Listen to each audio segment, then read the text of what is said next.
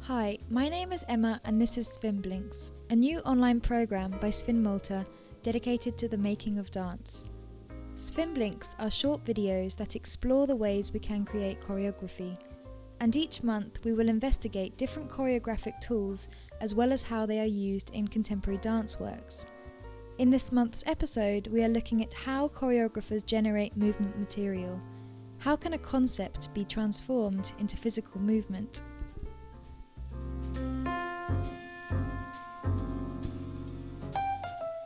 When structuring a piece, choreographers often use material.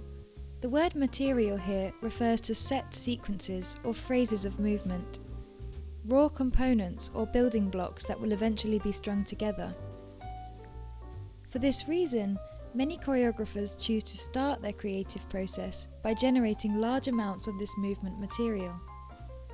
Each phrase may be labelled and added to a movement bank, which can later be drawn from by the choreographer in order to edit, compose, and arrange into larger structures. This is a way to save or record anything from the research period of creation, and usually it is the responsibility of the dancer to retain this information. The material could be anything from a simple coordination to a larger structure, but how is this initial movement generated?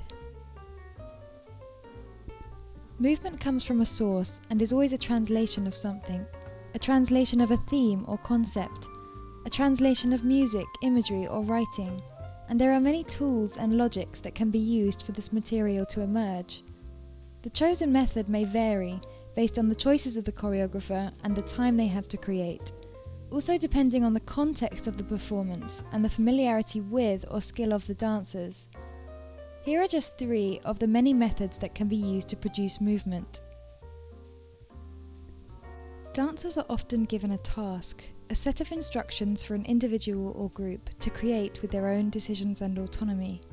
If the choreographer already has a specific visual idea they want to achieve, then the task will include detailed descriptions of how the dancer should use space, time, and movement qualities.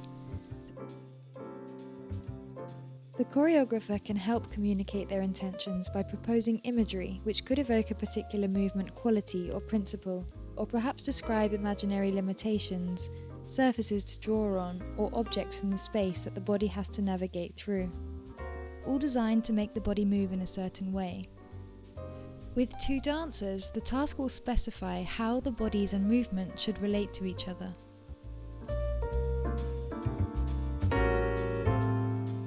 Tasks can translate an idea into movement, without the end result necessarily needing to be an obvious or literal representation of a theme. During the creation of Voyager by Paolo Mangiola, the dancers were given a group task based on research about radio waves. One aspect of this research was taken and translated visually and spatially. One at a time, the dancers were asked to produce a movement travelling in space, initiated by an impulse from one point in their bodies. The other dancers responded by translating this impulse into another point in their own body. Whether it was a rotation or sharp motion, the size and response time of the impulse was representative of their proximity to the source, meaning the further away a dancer was, the longer it would take them to react, and the smaller their movement would appear. This is an example of how a theme is translated into a task by the choreographer, and then further translated into movement by the dancers, ready to be edited and manipulated later in the process. Often the choreographer directs the dancers entirely. This may mean manipulating their bodies in space, or otherwise teaching movement they have created themselves. Especially with more than one body, it can be difficult to imagine how the dancers will interact without having those bodies present to work with. By directing the dancers one movement at a time, the choreographer can see where the object may have potential to develop next. If the choreographer has a very unique or stylized code of movement, they may choose to teach phrases of material, which simultaneously means the dancers are learning the nuances and language of the style and can later be given more responsibility or freedom in contributing. With both these methods of direction, the translation process is done entirely by the choreographer, but they may choose to still share their logic with the dancers, so there is an understanding of what is trying to be achieved.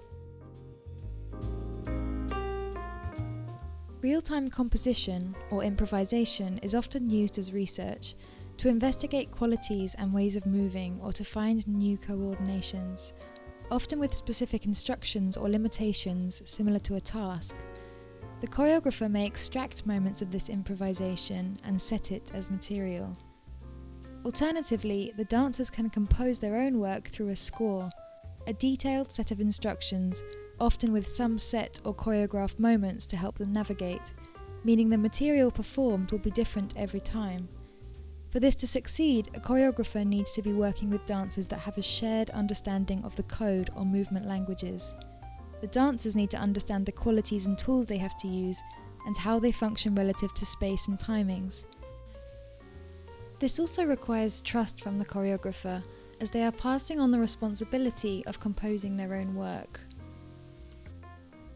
All these methods fall on a scale, with varying levels of how much collaboration will be asked of the performer. As well as producing movement that will more likely suit their bodies, the benefits mean that the dancer can contribute more to the process as an artist, and a lot more can be generated for the choreographer to compose with.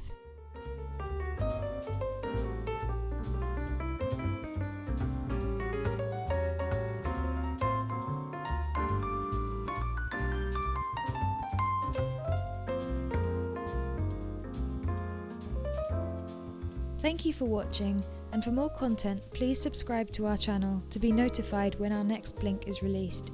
Follow us on Instagram and Facebook for more information on our programs and performances.